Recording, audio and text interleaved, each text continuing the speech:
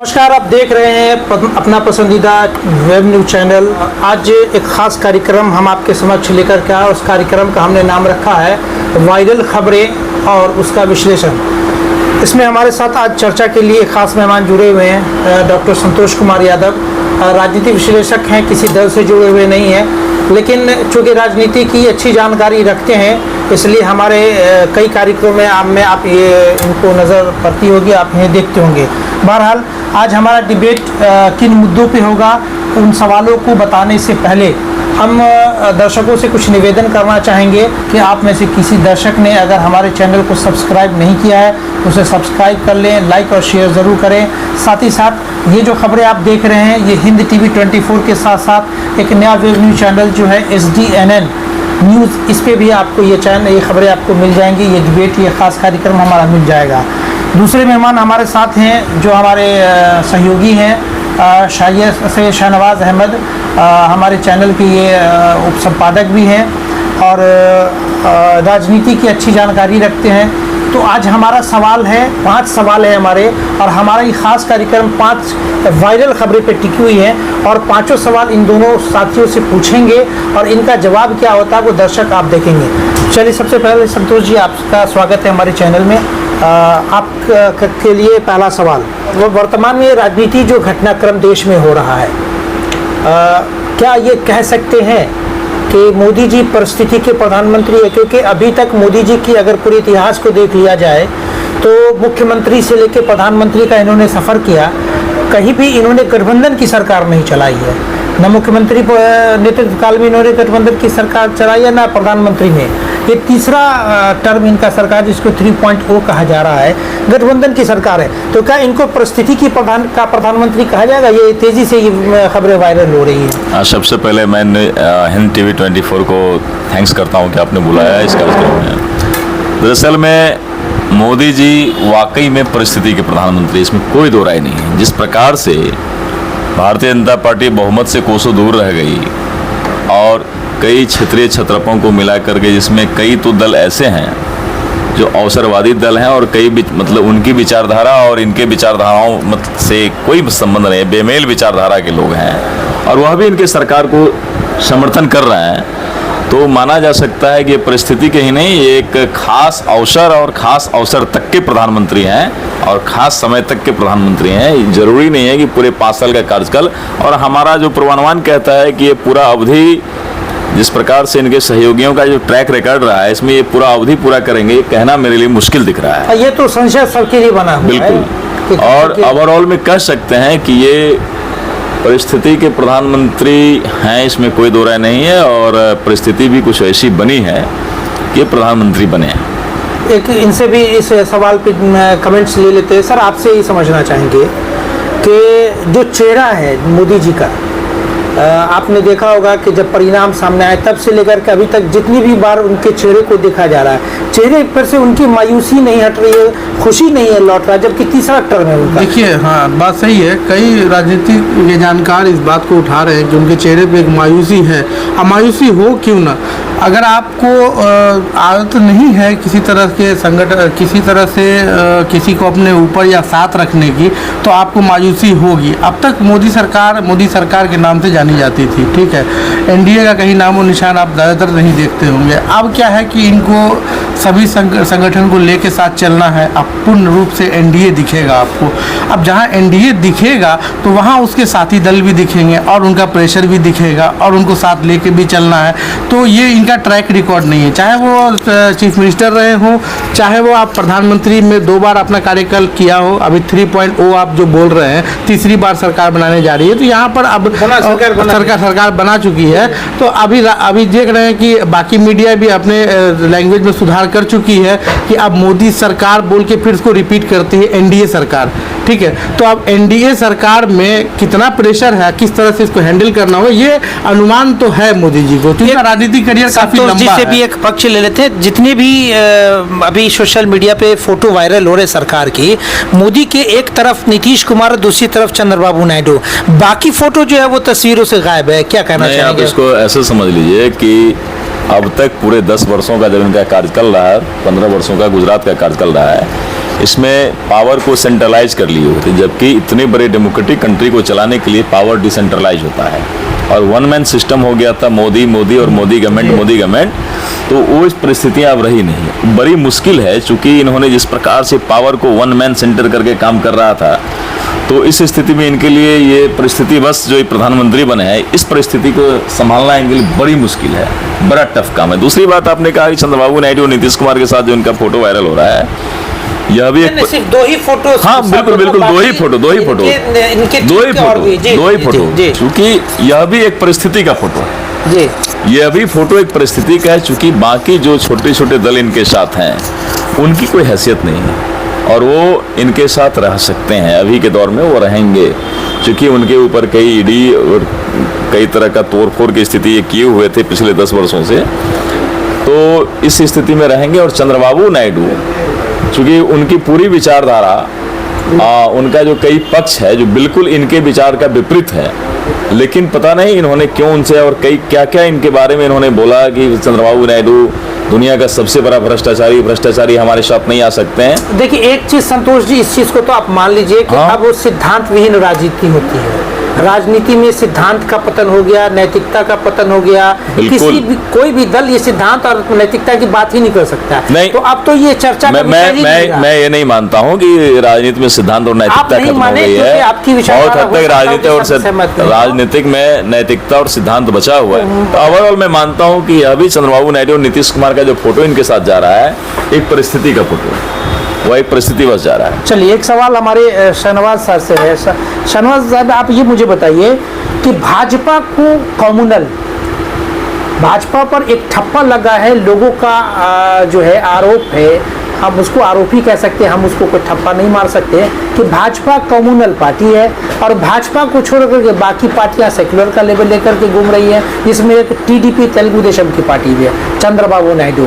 तो ये दो विचारधारा वाली कम्युनल वर्सेस सेक्युलर, ये दो विचारधारा की पार्टी की सरकार आखिर कब तक चलेगी? जी देखिए, पार्टी जो भी, बहुत अच्छी बात आपने कही, पार्टी जो भी हो, उनका जो संविधान, पार्टी के आंतरिक संविधान जो होते हैं वो कभी भी कम्युनल नहीं होते हैं। उसमें आपको सेकुलर का शब्द दिखाई देगा, भले अमली जामा इसको कितना पहनाया जाता है ये तो पब्लिक जानती है, ठीक है।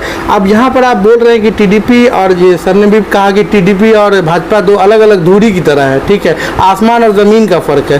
तो हम लोग जो भी राजनीति की समझ रखते हैं जानते हैं कि ये लंबी रेस का घोड़ा नहीं है ये सरकार, और ये ऊपर से बैसाखी की सरकार, एक तरफ नायडू जी हैं और दूसरी तरफ हमारे नीतीश कुमार हैं, तो दोनों ही कितने पक्के हैं, वो तो परिस्थिति के हैं। इनको परिस्थिति का मुख्यमंत्री भी कहा गया था, तो अब परिस्थिति के प्रधानमंत्री भी हो गए।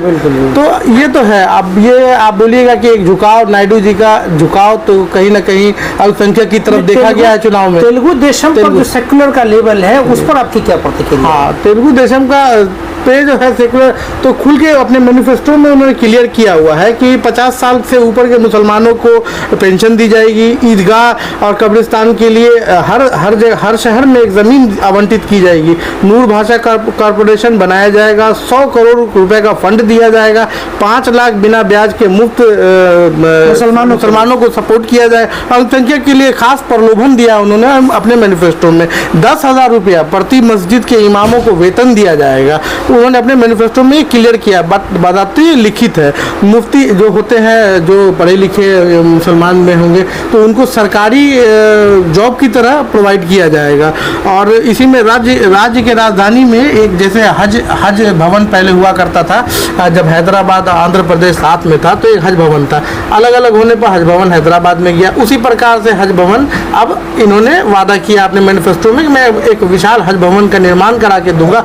और ट्रैक रिकॉर्ड भी देखा गया है पहले से तेजपा का कि हमेशा एक तरह से उनका एक पक्ष रहा है मुसलमानों की तरफ, चाहे एक वायरल वीडियो में आपने देखा होगा नमाज पढ़ते हुए, सिंबॉलिक होगा वो, मैं नहीं कहता कि सिंबॉलिक होता है, उन्होंने ये शो करने की कोशिश की हम आपके साथ, अल्पसंख्यकों के साथ है। संतोष जी का से भी उस पर एक कमेंट्स ले लेते हैं, क्या आपका कहना है? तेलुगु देशम पार्टी का जो मैनिफेस्टो शाहनवाज साहब ने बताया, मैनिफेस्टो देख करके ऐसा नहीं लगता है कि टीडीपी जो है शायद आंध्र प्रदेश को पाकिस्तान बनाने की योजना बना रहे हैं? नहीं, ऐसी बात नहीं है। इमाम को नहीं, बिल्कुल ये मुसलमान, ये कब्रिस्तान, और इन मुसलमानों को सैलरी, ये सभी इसी देश का हिस्सा है। आपको याद होगा ना कि बीजेपी ने जनाब ये सैलरी मौलवी को, मुफ्ती को बजाते पेमेंट देना, सरकारी राशि देना, को सैलरी देना नहीं, समझ में आता है। आपको ये समझिए कि बिहार के अंदर बाकी जगहों का मेरे पास सवाल ये मैं बता रहा हूँ ना कि जितने न्यास परिषद के मंदिर हैं और बड़े बड़े मंदिर हैं, उस मंदिर में पंडितों को सैलरी दिया जा रहा है। तो अगर इमाम को सैलरी दे दिया तो क्या उसमें तकलीफें हैं? ये सवाल बीजेपी की जो दोहरी चरित्र है, क्या कहिएगा उसको, द्विचरित्रात्मक राजनीति है, वहाँ बीजेपी के लिए समस्या है। आंध्र प्रदेश के लिए समस्या कहाँ है? आंध्र प्रदेश के लोगों के लिए समस्या नहीं है। तो और आइए मैं आपको सर एक बात और बताऊं कि इनका ये पुराना रिकॉर्ड रहा है ना। ये महबूबा मुफ्ती के साथ भी सरकार चलाया है, बाद में महबूबा मुफ्ती अछूत हो गई, पाकिस्तान के एजेंट हो गई। हमारे दर्शक को संतोष जी ये बताइए कि कहाँ, तो अभी हाल ही में चुनाव संपन्न होने से पहले मोदी जी जो है घुसपैठिया कह दिए मुसलमानों को, मंगलसूत्र छीन करके ले जाएंगे, ऐसे कई आरोप मुसलमानों पे उन्होंने अपनी चुनावी सभा में कहा। और दूसरी तरफ वो उस दल के साथ वो गठबंधन करने के लिए तैयार हो गए, सिर्फ सरकार बनाने के लिए, परिस्थिति के प्रधानमंत्री बनने के लिए, जिस दल का मैनिफेस्टो से पता चलता है कि पूरा झुकाव जो मुसलमानों की तरफ है। तो उस पर आपकी क्या प्रतिक्रिया है? तो मैं आपको थोड़ा सा 15-20 सेकंड में लेता हूँ। आपको मोदी जी को ऐसे नहीं समझिए, मोदी जी को ऐसे समझिए, जब पहली बार मोदी जी केंद्रीय राजनीति में आते हैं तो इस देश के मुसलमानों को ऐसी नहीं, तैसी नहीं, वैसी नहीं, जैसे हो सकता है उतनी गालियां दिया और मुसलमानों के खिलाफ काम भी किया इन्होंने। और मुसलमानों के खिलाफ जितना काम करना था कर सकते थे किया उन्होंने। दलितों के खिलाफ काम किया, SC/ST एक्ट को जीरो कर दिया, बाद में दलितों का संग्राम शुरू हुआ, फिर उसको बहाल किया गया। पिछड़ों के खिलाफ इन्होंने काम किया, 13 पॉइंट रोस्टर ला करके विश्वविद्यालयों में पिछड़े वर्ग का शिक्षक जाने से रोकने का रास्ता तैयार किया इन्होंने। बाद में उस पर भी लड़ाई बढ़ी तो फिर उसको भी इन्होंने ये किया। तो आप समझिए कि इसी प्रकार से तेलुगु देशम पार्टी जो मुसलमानों की बात नहीं करता है, वो मोटे तौर पर वहाँ की जो पिछड़े हुए सोसाइटी है उसकी बात वो करता है। उसमें मुसलमान की बहुसंख्यक आबादी आ सकती है, क्योंकि उसको मुख्य धारा में लाना। आप सच्चर कमेटी की कई रिपोर्ट्स पढ़ेंगे तो उसमें बहुत सारी बातें हैं जिसको लगभग करीब में लाते हैं। तो उस व्यवस्था में तेलुगु देशम पार्टी ने काम किया, तो उसमें कोई आपत्ति वहाँ के लोगों को नहीं है। मतलब अपने एजेंडा पर चुनाव लड़ा तो वहाँ के लोगों को कोई आपत्ति नहीं है। चूंकि मोदी हैं, मोदी ने इस पूरे चुनाव में मंगलसूत्र, भैंस, अधिक बच्चे वालों को संपत्तियां बांट दी जाएगी, तो ये सवाल मोदी के ऊपर है। तो मैं पहले ही कहा कि भाजपा की राजनीति कल तक द्विचरित्रात्मक था, आज तो बहुचरित्रात्मक दिखता है। जी, ठीक वैसे ही जैसे महबूबा मुफ्ती के साथ। आपको इस बात में एक बात जोड़ूं कि यहाँ तो देखिए दोनों बैसाखी का जिक्र तो आप हमें वायरल खबर में देख ही रहे हैं। मेरा कहना है कि नीतीश बाबू तक समझ में आता है, ठीक है। नायडू साहब का एकदम उलट राजनीति है।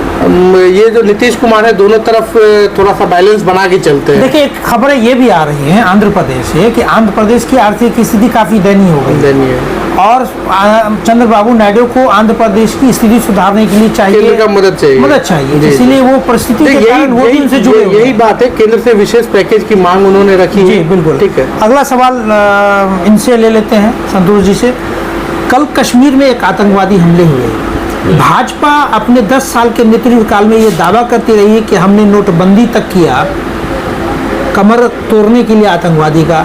फिर एक तरफ मोदी जी का केंद्र मंत्रिमंडल का जो है वो ओथ सेरेमनी चल रहा था, शपथ ग्रहण चल रहा था। दूसरे तरफ क्रिकेट मैच भारत और पाकिस्तान के बीच चल रहा था, और तीसरे तरफ कश्मीर में आतंकवादी हमले हो रहे थे। कांग्रेस के एक सीनियर लीडर पवन खेरा, इस पर भी उन्होंने करीब प्रतिक्रिया दी। आप अपना इसको किस नज़रिए से देखते हैं? मैं मानता हूं कि सरकार फेल्योर है। कश्मीर में किसकी सरकार है? कश्मीर अब संघ शासित प्रदेश हो गया। कश्मीर अब केंद्र के अधीन है और केंद्र की गवर्नमेंट फेल है। कश्मीर को कश्मीरियों के हालात पर नहीं छोड़ रहे हैं। कश्मीर में जनमत संग्रह की जरूरत है। कश्मीर को आज भी पूर्ण राज्य की दर्जा है। जब कश्मीर पहले कश्मीर पुलिस के हवाले होता था तो कश्मीर बहुत बढ़िया था, इतना बेकार स्थिति में नहीं था।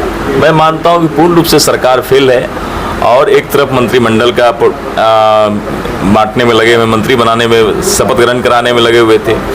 दूसरी ओर आपके यहाँ हमले हो रहे हैं। तीसरी बात, आपके यहाँ क्रिकेट हो रहा है पाकिस्तान से। तो साफ साफ आप तय करिए ना कि आप केवल चुनाव में पाकिस्तान की आवश्यकता महसूस क्यों करते हैं?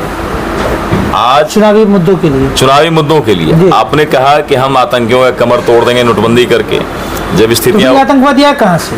जबकि स्थितियां विपरीत हो गई, नोटबंदी में भी नोट्स अगर आपके, नोटबंदी सफल रहता, पूर्ण रूप से फेल है सरकार। नहीं, मैं सरकार अगर के नोटबंदी- दम पे खुद सरकार ने ये डिक्लेयर किया था कि नोटबंदी का जिस तरह परिणाम आना चाहिए उस तरह परिणाम आया नहीं। नोटबंदी को तो आप साफ समझना होगा ना। आरबीआई ने आपको कहा था कि 16 लाख करोड़ रुपया हमारा 5,000 और 500 और 1,000 का नोट्स है लगभग में, और उसमें भी 10,721 करोड़ रुपया कम आया आपके पास।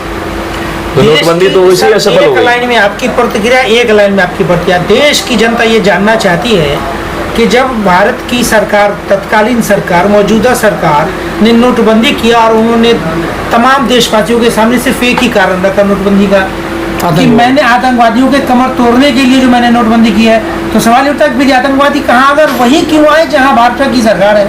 आतंकवादी का कमर तोड़ने के लिए इन्होंने नोटबंदी नहीं लाया था, नोटबंदी अपने मित्रों को लाभ पहुंचाने के लिए लाया था।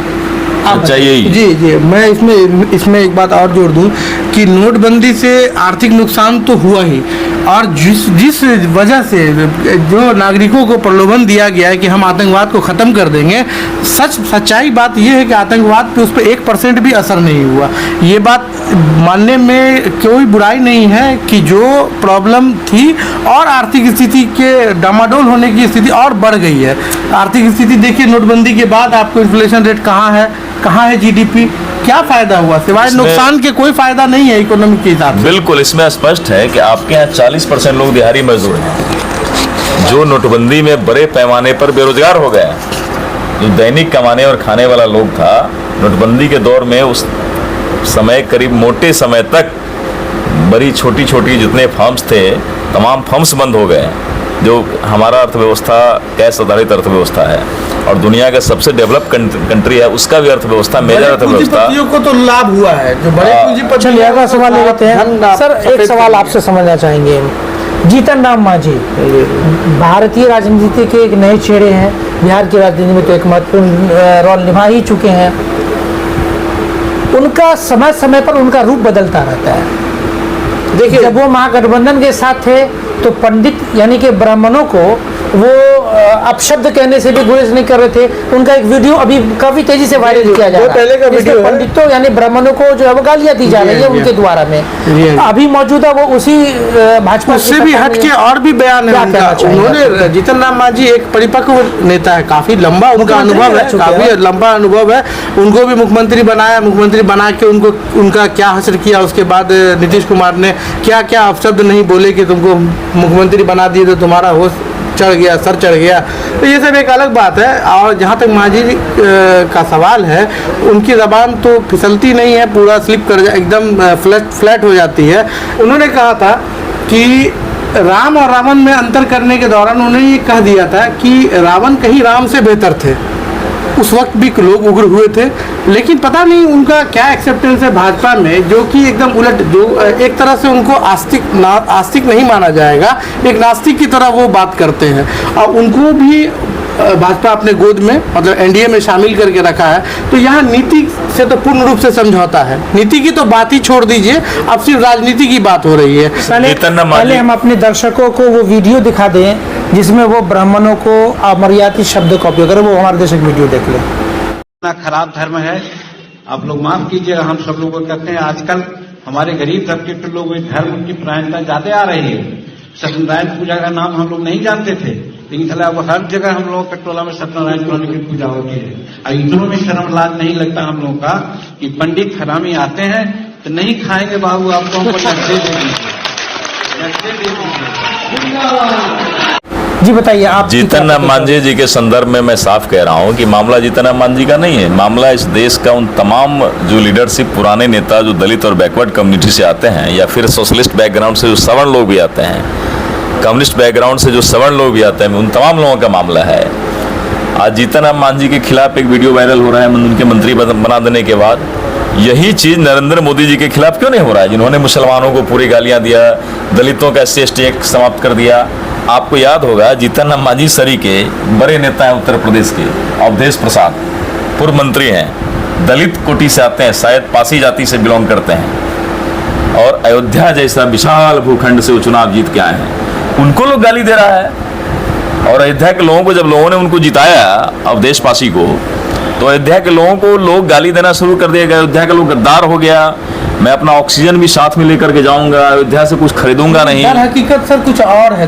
अगर असल तौर पे देखा जाए तो हकीकत अयोध्या ही कुछ और है। काफी शोषण हुआ है वहाँ के लोगों का, काफी घर बर्बाद कर दिए गए हैं, वो कारण बहुत बड़ा है सर। बिल्कुल बिल्कुल अयोध्या को लोग दूसरे रूप में घेरने की कोशिश करें, जबकि अयोध्या के नाम पर, विकास के नाम पर, पृष्ठभूमि से उसको बिल्कुल मैं मान नहीं, बिल्कुल विकास के नाम पर अयोध्या के हजारों हजार गरीबों का घर उजाड़ दिया गया, किसानों की भूमि को जबरन वो अधिग्रहण किया गया, और वहाँ के व्यवसायी में अयोध्या के लोगों का योगदान कम हुआ, अयोध्या के लोगों को छोड़ दिया, बाहर कर दिया, और सारा व्यापारी बाहर से, गुजरात से जाकर के, महाराष्ट्र से बड़े बड़े व्यापारी आकर के बैठ गए वहाँ।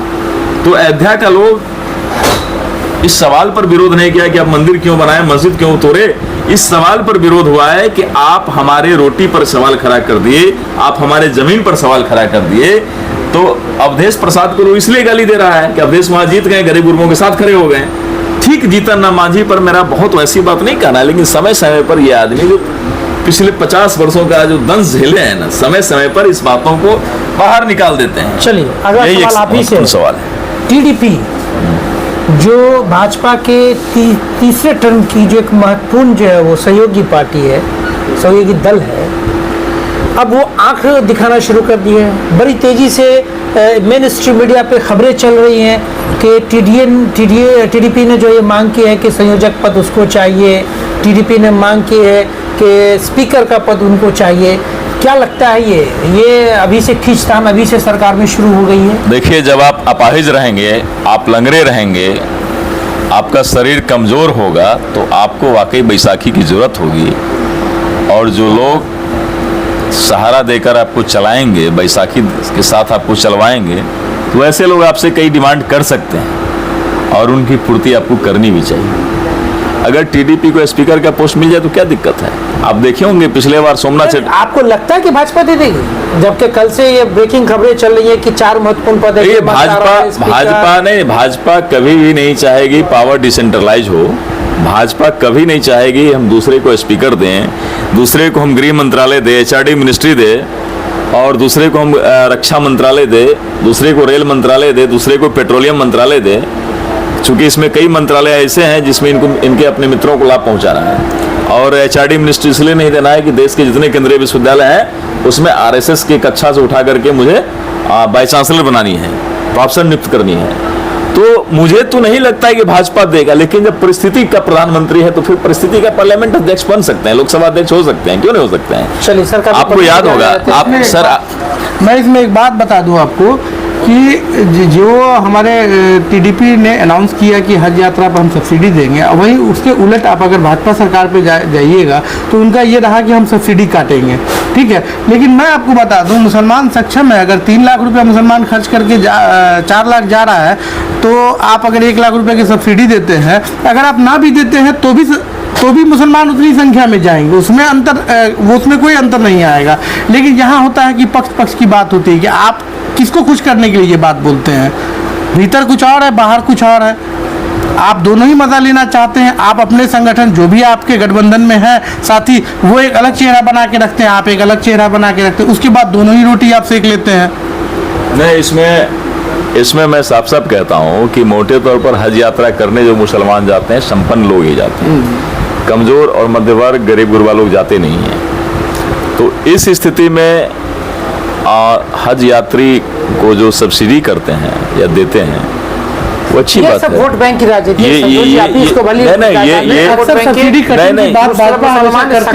आप ही खुद मान रहे हैं। ये मोटे तौर पे ये मोटे तौर पे भाजपा को एक अवसर देने वाली बात है। ये मेरी व्यक्तिगत राय है। हज यात्रा में सब्सिडी देना भाजपा को एक अवसर देने का ये देने वाली बात है। ओवरऑल में आप ये समझ लीजिए कि लोकसभा अध्यक्ष का पद अगर ये मांग रहे हैं टीडीपी चंद्रबाबू नायडू, क्या गलती कर रहे हैं? आपको याद होगा यूपीए 1 लोकसभा अध्यक्ष। गलती और ये एक नहीं, बात, गलती मुसलमानों ये के नहीं आरक्षण है के खिलाफ रहे हैं भाजपा ने क्लियर बताया, मोदी जी ने, मैं खुले तौर पे बोलूंगा कि मुसलमानों के आरक्षण को नकारते हुए मोदी जी ने कई भाषण दिए। अब क्या करेंगे? 4% नायडू जी ने 4% का वादा लिखित तौर पर करके दिया है मुसलमानों लेकिन वो उनके स्टेट तक सीमित रहेगा, ये पूरे देश की बात नहीं होगी। कहीं के लिए आप अगर एनडीए में हैं, एनडीए के पार्टनर हैं, तो आप तो कहीं आपने विधानसभा चुनाव वहां भी लड़ा है ना। देखिए विपक्ष ये लगातार आरोप लगा 8 सीटें तकरीबन उनकी भाजपा की वहां भी है। विपक्ष ये लगातार आरोप लगाता रहा है कि विपक्ष के गठबंधन की सरकार का एक व्यवस्था ये होता है कि एक कॉमन मिनिमम प्रोग्राम, साझा कार्यक्रम तैयार होना चाहिए था और उस पर जो है वो सरकार को चलना चाहिए। लेकिन सिर्फ केंद्र में कॉमन मिनिमम प्रोग्राम नहीं है, साझा जो है वो तैयार नहीं केंद्र में सिर्फ गठबंधन नहीं है ना, यहाँ तो आपका विधानसभा के लिए भी आपने गठबंधन करके रखा है। भले आपकी सीट, अब आपको पता 135 सीट है टीडीपी की विधानसभा चुनाव में, आंध्र प्रदेश में 135 सीटें, तो वहाँ फुल मेजोरिटी में है। वहाँ नायडू जी को बैसाखी की जरूरत नहीं है, फिर यहाँ आपको एक तरफा समर्थन दे रहे हैं वो, तो अपनी शर्तों पे देंगे, इसमें कोई गुरेज नहीं है बोलने में। ये थे हमारे दोहरा चरित्र है, ये भारतीय जनता पार्टी का दोहरा चरित्र है। एक तरफ पूरे पार्लियामेंट चुनाव का जो कैंपेन था, उस कैंपेन में आप देखेंगे कि पूरे कैंपेन में ये कह रहे थे कि ओबीसी का रिजर्वेशन काट के मुसलमानों को दे देगा, दलितों का रिजर्वेशन काट करके मुसलमानों को दे देगा, और तो और आपके जमीन का टुकड़ा मुसलमानों में बांट देगा, अधिक बच्चे वालों को दे देगा। तो अब यहाँ शीशा लेदर की राजनीति अब चल रही यहाँ है। ये क्या करेंगे, ये बड़ा सवाल है और इस सवाल का जवाब तो भाजपा को देना होगा। चलिए अब यहाँ ये क्या करेंगे। ये हमारे खास कार्यक्रम थे वायरल खबरें और उनका विश्लेषण, जिसमें हमारे साथ 2 मेहमान जुड़े, हमारे सहयोगी जो है वो से शाहनवाज अहमद और हमारे एक साथी डॉक्टर संतोष कुमार यादव। 5 सवाल हमारे थे और 5 सवाल का इन्होंने परत दर परत इन दोनों सहयोगी साथियों ने जवाब दिया। कुछ नए खबरें और को लेकर के, कुछ नए मुद्दों को लेकर के अगले अंक में हम फिर आप के समक्ष हम सभी फिर से हाजिर होंगे। तब तक के लिए आप सभी दर्शक से निवेदन कि आप हमारे चैनल को सब्सक्राइब, लाइक और शेयर करें। धन्यवाद।